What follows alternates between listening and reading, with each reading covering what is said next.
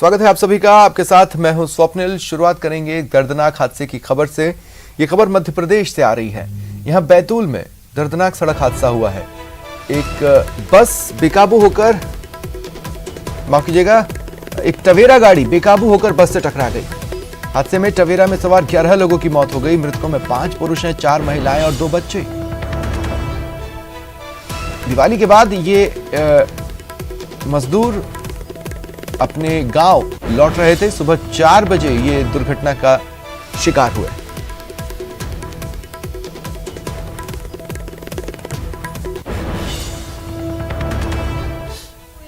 खाली बस जो है वो रोड से जा रही थी और तभी कलमता गांव है अमरावती से, वहाँ कुछ मज़दूर जो है झल्लार क्षेत्र के मजदूरी के लिए गए हुए थे, जो 20 दिन से गए हुए थे। कल रात में वो तकरीबन 9 बजे वहाँ से निकले हैं और ये एक्सीडेंट हुआ है 2 सवा 2 बजे के करीब। और टवेरा गाड़ी जो है, ड्राइवर को अचानक जो है थोड़ी नींद से आ गई। ड्राइवर हमारे पास है, उसके जो कथन हुए हैं उसके अनुरूप उसको थोड़ी नींद आ गई और बस में जाके एकदम डैश हो गई गाड़ी। तो इसके कारण जो है टवेरा में 11 लोग थे और उन सभी के साथ हादसा हुआ है। और इसमें अब प्रयास यही कर रहे हैं कि अपराध पंजीबद्ध करके आगे की विवेचना। मैडम, इसमें जो मृतक लोग हैं उनको कुछ सहायता राशि भी दी जाएगी? हाँ, जो विधिवत है वो सारी हम लोग प्रक्रिया पूर्ण करके जल्द से जल्द इनको सभी प्रकार की सहायता राशि। चलिए बढ़ते हैं आगे। जोधपुर से बड़ी खबर है। यहां पीलवा में एक ही परिवार के 5 लोगों के शव मिले हैं। पीलवा के विश्नोइयों की ठाणी में ये घटना सामने आई है। पुलिस को इस बारे में इन्फॉर्म किया गया। लोहावट थानाधिकारी मौके पर पहुंचे। अन्य आला अधिकारी भी मौके के लिए रवाना हुए हैं। एफएसएल की टीम को मौके पर बुलाया गया है। अन्य टीमों को भी मौके पर बुलाया गया है और बारीकी से हर एक एंगल पर जांच की जा रही है। ज्यादा जानकारी के लिए बात करेंगे सहयोगी चंद्रशेखर से। चंद्रशेखर, क्या अपडेट्स हैं और क्या जानकारियां मिल पा रही हैं?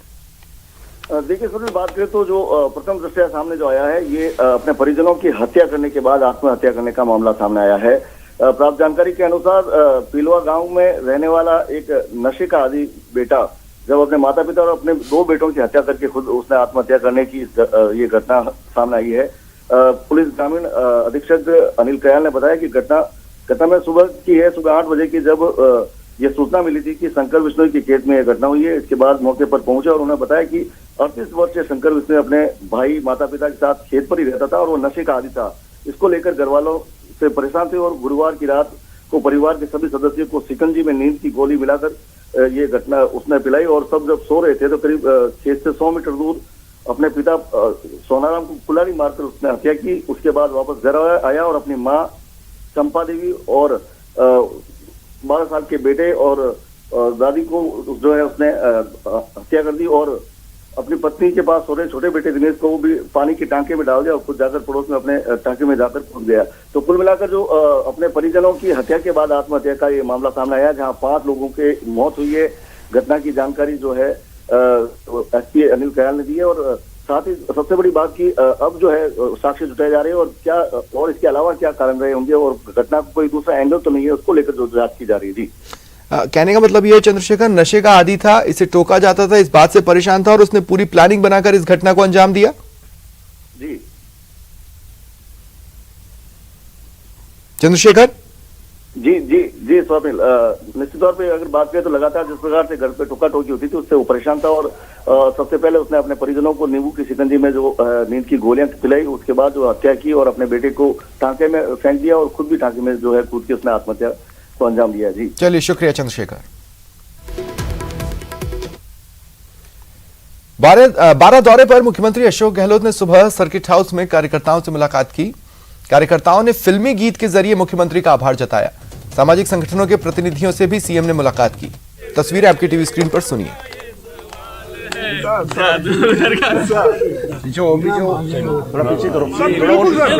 हमें खुद को आशा नहीं थी इतनी जल्दी मिले।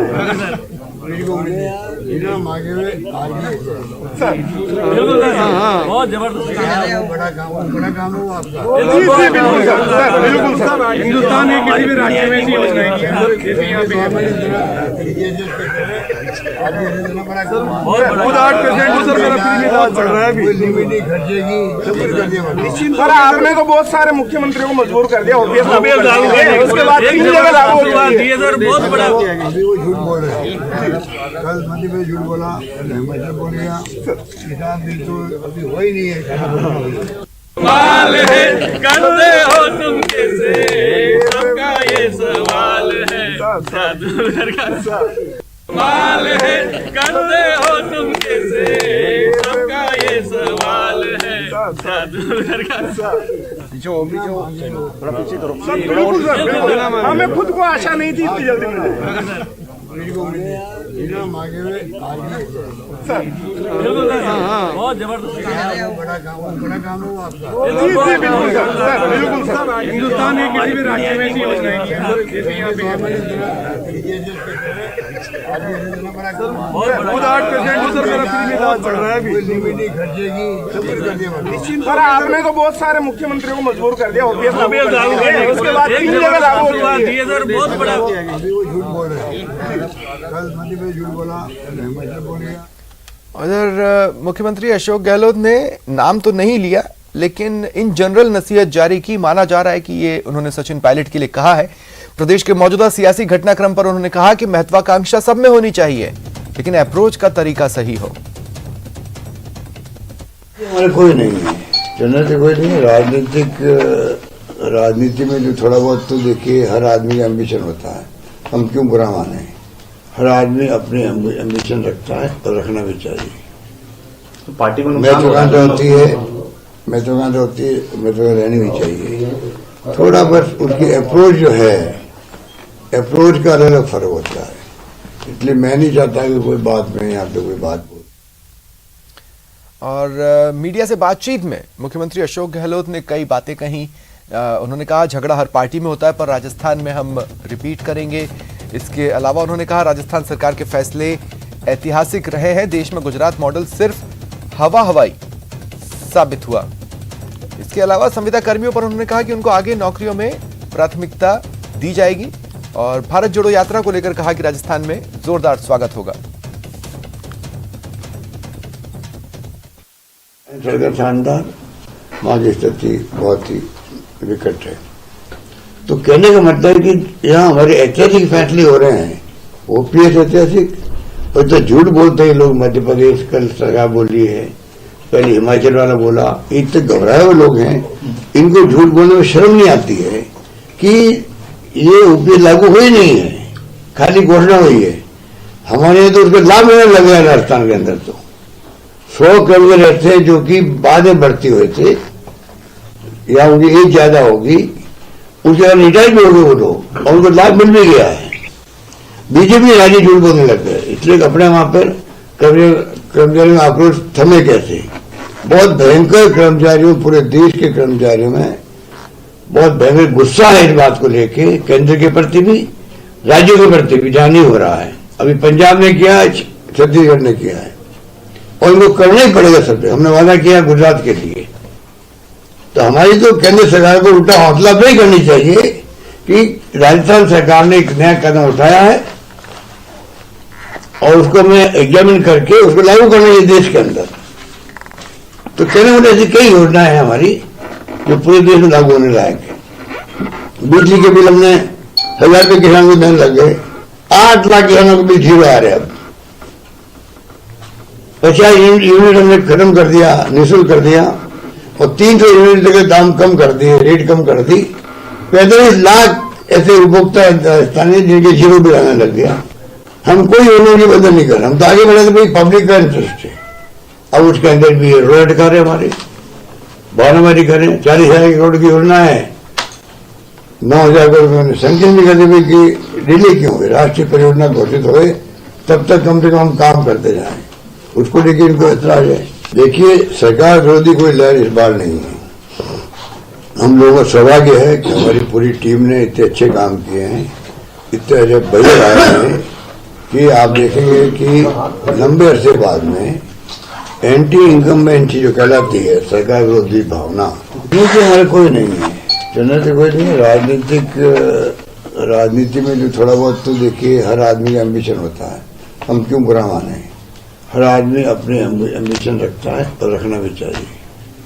तो पार्टी को महत्वाकांक्षा होती है, महत्वाकांक्षा होती है, महत्वाकांक्षा रहनी भी चाहिए। थोड़ा बस उसकी अप्रोच जो है, अप्रोच का अलग अलग फर्क होता है।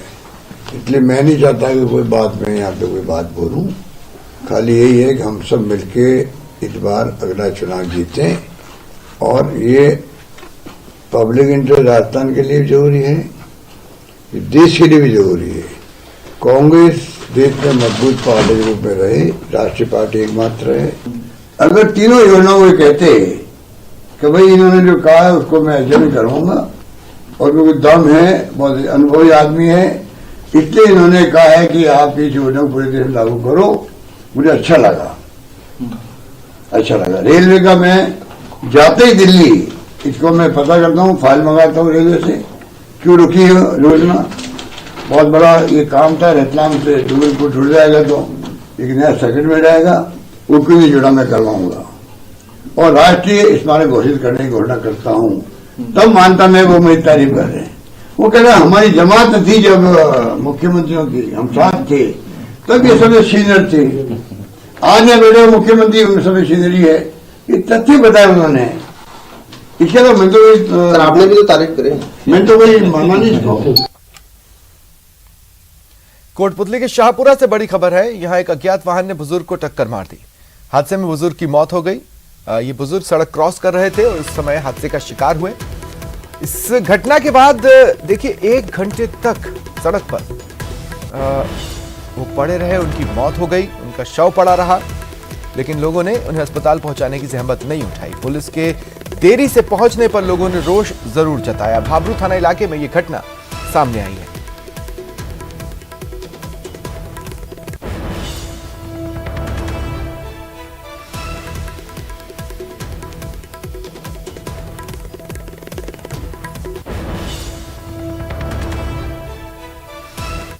करौली से बड़ी खबर, बूकना गांव में माइनर नहर टूट गई। अधिकारियों की लापरवाही किसानों पर, ग्रामीणों पर भारी पड़ी, क्योंकि सिंचाई विभाग ने समय रहते समय पर नहरों की सफाई नहीं की और इस वजह से खानपुर माइनर की नहर टूट गई। अब नहर टूटने से फसलों को नुकसान पहुंचा है, जिससे किसान परेशान है और अधिकारियों के प्रति आक्रोश जता रहे हैं।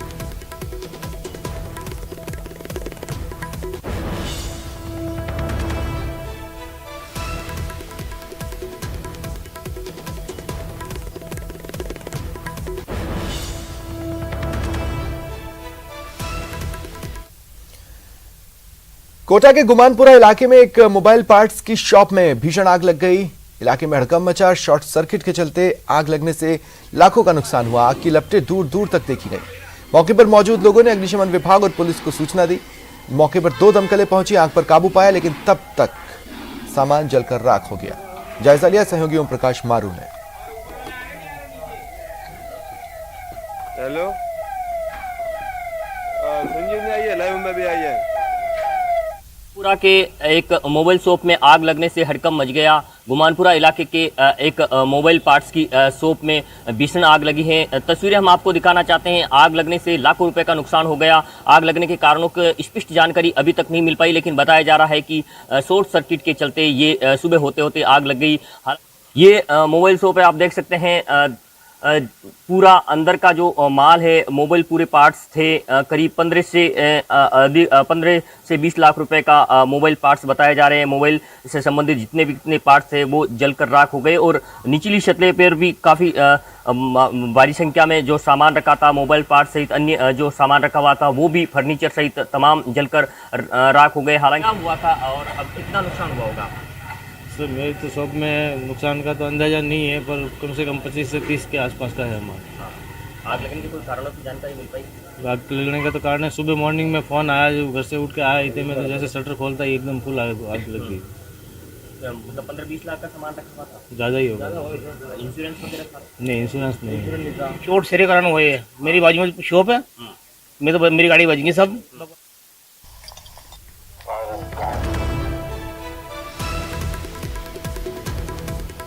और एक बड़ी खबर आपको बता रहे हैं, जयपुर ग्रेटर मेयर उपचुनाव से जुड़ी है बड़ी खबर।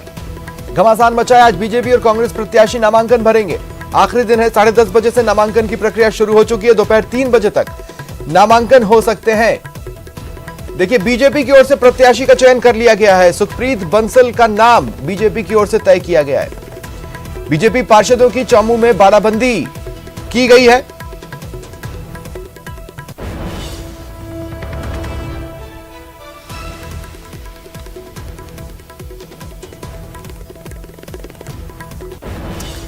तो देखिए, पार्षदों से सुझाव मांगे गए थे, नाम मांगे गए थे, विधायकों से नाम मांगे गए थे और पूरी कवायदों को अंजाम देने के बाद जिस नाम पर सहमति बनी वो नाम है सुखप्रीत बंसल का। यानी बीजेपी की ओर से जयपुर ग्रेटर मेयर उपचुनावों के लिए ताल ठोकेंगी सुखप्रीत बंसल। कितने बजे वो अपना नामांकन भरती है, ये देखने वाली बात होगी। जैसा कि हम लगातार आपको बता रहे हैं, अगर मुहूर्त वोर्त वाला पेच नहीं हो तो जितना लेट हो सके नामांकन भरा जाता है ताकि बगावत को ज्यादा से ज्यादा काबू में रखा जा सके। बहरहाल सहयोगी रोशन मेरे साथ जुड़ रहे हैं। रोशन, बड़ी खबर है, बीजेपी ने सुखप्रीत बंसल का नाम फाइनल किया है।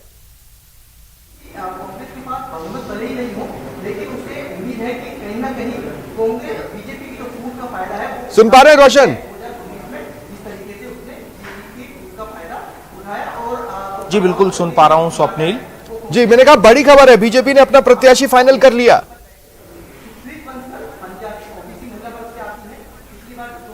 जी देखिए स्वप्निल, बीजेपी ने जो अपना प्रत्याशी लगभग तय कर लिया गया है। सुखप्रीत बंसल के नाम के ऊपर जो पार्षदों की जो आम राय सामने निकल कर आ रही है।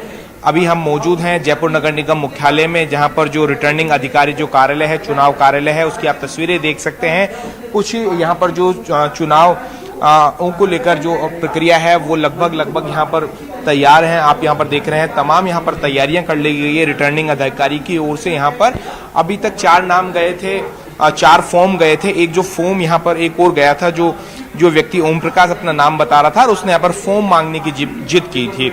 उसके बाद में रिटर्निंग अधिकारी ने फॉर्म उन्हें दिया और उसके बाद में सस्पेंस बढ़ गया था कि यहाँ पर जो कह सकते हैं कि जो निर्दलीय यहाँ पर कोई आ सकता है और ऐसे भी कयास लगाए जा रहे हैं। कांग्रेस इस जोड़ तोड़ में यहाँ पर जुटी हुई है। बीजेपी की ओर से सुखप्रीत बंसल का जो नाम है लगभग जो तय है वो हो चुका है। कांग्रेस की ओर से अभी तक इसकी घोषणा नहीं हो पाई है। बहुत जल्द ये उम्मीद की जा रही है कि कांग्रेस की ओर से जो 2 नाम आ रहे थे, हेमा सिंघानिया और ममता यादव का, उनके ऊपर भी अभी जल्द सहमति बनने वाली है। तो इस नाम पर, यानी बीजेपी में जिस नाम को फाइनल किया गया उस नाम पर सहमति है या कहीं से बगावत के स्वर तो नहीं फूट रहे हैं?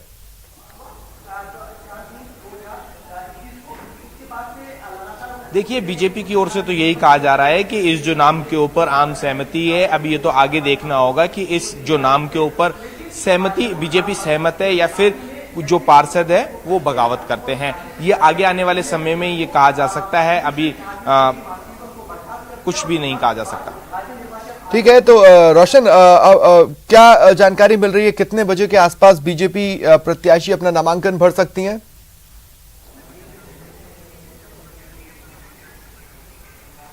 देखिए, बीजेपी जो प्रत्याशी है करीब 1 बजे के आसपास जो है अपना नामांकन भर सकती है। अभी तक ये स्पष्ट नहीं हो पाया है कि कब तक जो बीजेपी प्रत्याशी है वो यहाँ पर आएगी, अपना नामांकन भरेगी। लेकिन जो जिस तरीके से बीजेपी से जुड़े हुए जो सूत्र हैं उनकी ओर से कहा जा रहा है कि तकरीबन 1 बजे के आसपास यहाँ पर जो नामांकन है वो भरा जाएगा।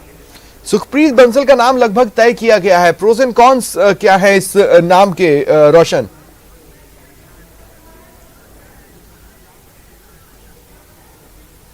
देखिए, जो सुखप्रीत बंसल है वो महिला ओबीसी वर्ग से आती है और जो जयपुर नगर निगम ग्रेटर है उसमें काफ़ी मतलब कि कह सकते हैं कि अच्छी दबंग मतलब कि लेडी कह सकते हैं। इसके अलावा जो विद्युत समिति है उसकी चेयरमैन यहाँ पर रही है।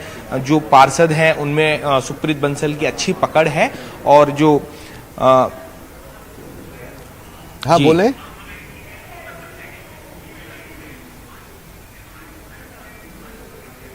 रोशन, देखिए अब अगर देखिए 2 चीजें हो सकती है। नाम लगभग तय है, ये बात आउट की गई हो और बैकड्रॉप में किसी और नाम को बोला गया हो कि नहीं दरअसल तुम्हें तैयार रहना है, क्योंकि कांग्रेस के मूव को बीजेपी देखना चाहेगी, वो एक तरफा रणनीति नहीं बनाना चाहेगी। इधर कांग्रेस इंतजार कर रही है कि बीजेपी के प्रत्याशी का नाम बाहर आए तो फिर हम भी अपनी कवायदों को अंतिम रूप दें। इस नाम की वजह से क्या कांग्रेस को चेंजेस से गुजरना पड़ेगा या कांग्रेस क्या सोच रही है, क्या सूत्र बता रहे हैं आपके?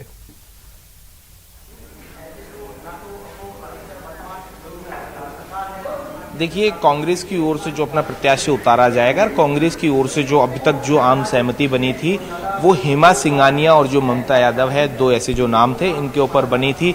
अभी कांग्रेस अपनी जोड़ तोड़ जो रणनीति में जुट चुकी है और ये आगे आने वाले अभी कुछ ही देर में देखने को मिलेगा कि कांग्रेस की ओर से कौन प्रत्याशी होता है। और आपने बिल्कुल ठीक कहा कि जब तक नामांकन नहीं भर जाता, जब तक इस तरीके की सस्पेंस, इस तरीके की खबरें ये बनी रहेगी अभी खबरों में।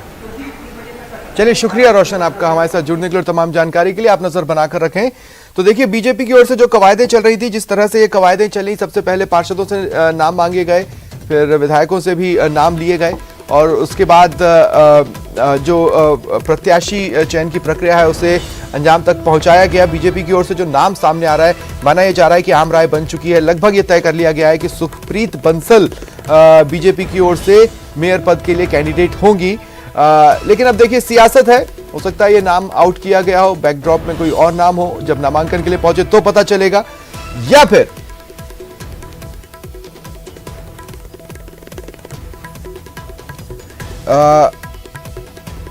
सुखप्रीत बंसल ही नॉमिनेशन के लिए आए। लेकिन इस बीच देखिए, ये एक अहम और इंटरेस्टिंग घटनाक्रम है जो कि सामने आ रहा है। एक आम व्यक्ति हाइब्रिड फॉर्मूले का यूज करते हुए रिटर्निंग अधिकारी से फॉर्म लेने, नामांकन फॉर्म लेने पहुंचा।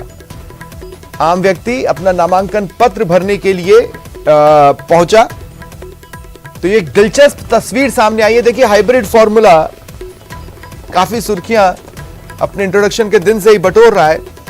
ये आम व्यक्ति को, हर किसी को चुनाव लड़ने की परमिशन देता है कुछ पर्टिकुलर कंडीशंस के तहत, और ऐसे में एक आम व्यक्ति अपना नामांकन पत्र भरने के लिए पहुंचा। हाइब्रिड फॉर्मूले के तहत उसने नामांकन फॉर्म मांगा। रिटर्निंग अधिकारी शंकरलाल सैनी के सामने पहुंचकर कहा कि मैं चुनाव लड़ना चाहता हूं, मेयर बनकर सेवा करना चाहता हूं। तो रिटर्निंग अधिकारी ने नामांकन का फॉर्म, नॉमिनेशन फॉर्म उसे दे दिया। वैसे देखिए, निगम ग्रेटर में ओबीसी महिला की सीट रिजर्व है, लेकिन देखना होगा कि अब किस तरह की चीजें बनती हैं। ये बड़ी खबर आपको बता रहे हैं, बेहद ही दिलचस्प तस्वीर सामने आई है। हाइब्रिड फॉर्मूले की इंट्रोडक्शन के बाद से ये वो रेयर इंस्टेंस है जब उसका इस्तेमाल किसी को करते हम देख रहे हैं। दौसा के बांदीकुई में चोर सक्रिय है। बरसाना कॉलोनी में चोरों ने एक मकान से 7 लाख रुपए के जेवरात समेत करीब 10 लाख का माल पार कर लिया। घटना के दौरान मकान मालिक बुद्धि सिंह परिवार के साथ शादी समारोह में गया था। जैसे ही लौटा, मकान से कुछ आरोपी भागते नजर आए। इसके बाद मकान मालिक ने गाड़ी से पीछा कर एक आरोपी को दबोच लिया। 3 आरोपी फरार हो गए। मेरे परिवार के साथ शादी से वापस आ रहे थे। जैसे ही मैं अपने मकान के पास पहुंचा, मकान का गेट खुला हुआ था। गाड़ी की लाइट को देखकर 3 बदमाश भीतर से निकले और एक बाहर से भगा। मैंने उनके पीछे गाड़ी लगाई। गाड़ी लगाने के बाद में वो थोड़ा आगे जाकर एक दीवार कूदकर 3 बदमाश फरार हो गए और एक को मैंने काफ़ी बड़ी मशक्कत के बाद में गाड़ी रोककर उसके पीछे दौड़ लगाकर उसको दबोच लिया। जब तक हमारे जो पड़ोसी थे कॉलोनी में वो सारे जग चुके थे। और इस वारदात में लगभग 10 लाख रुपए का नुकसान हुआ है। उसमें 2 तो हार है 7-7 तोले के, 1-1.5 तोले की चैन है मेरी सोने की और लगभग 35,000 रुपये नकद। देखिए, चोरों ने जमकर धमाचौकड़ी मचाई बाड़मेर के इंदिरा कॉलोनी में। 3 मकानों को इन चोरों ने निशाना बनाया और तीनों ही मकानों में चोरी की वारदात को अंजाम दिया। लाखों के गहने उन्होंने चुराए हैं, नकदी पार कर ली है। पुलिस को इस बारे में इन्फॉर्म किया गया। पुलिस मौके पर पहुंची, अज्ञात चोरों की तलाश में जुटी। देखिए, आने जाने वाले रास्तों पर कहीं क्या कोई सीसीटीवी कैमरा लगा है, अगर लगा है तो क्या उसने इनमें से किसी की, यानी चोरों की मूवमेंट को कैप्चर किया है, इसे खंगालने में जुटी हुई है। लेकिन जो जानकारी मिल रही है, अब तक पुलिस के हाथ खाली है। हालांकि एक साथ 3 मकानों में चोरी से लोगों में आक्रोश है।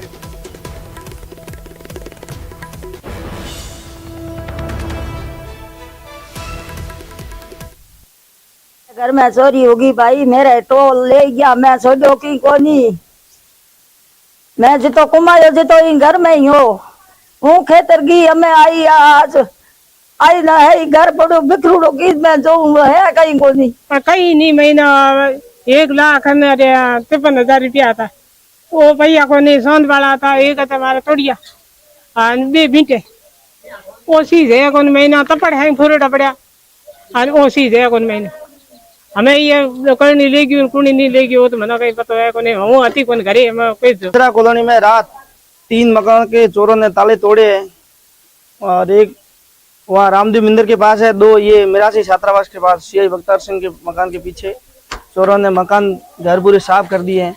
जो पेटी में था गहना है, उनके पैसे हैं, 3 मकानों के ताले टूटे रात। और एक ये यहाँ पैर के निशान है और वहाँ हिंदू सिंह के मकान के जहाँ चोरी हुई एक ही निशान है। और 2 बाइकें आई हुई है, 4-5 जने गिरोह के साथ आए चोर और ताले तोड़े और सामान लेके गए।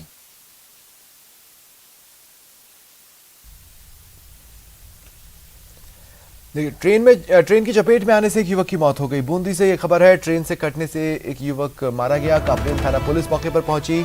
अब तक शव की शिनाख्त नहीं हो पाई है, शिनाख्त के प्रयास जारी है। दिल्ली मुंबई ट्रैक पर अड़ीला गांव के पास यह हादसा हुआ। शव को मोर्चरी में रखवाया गया है।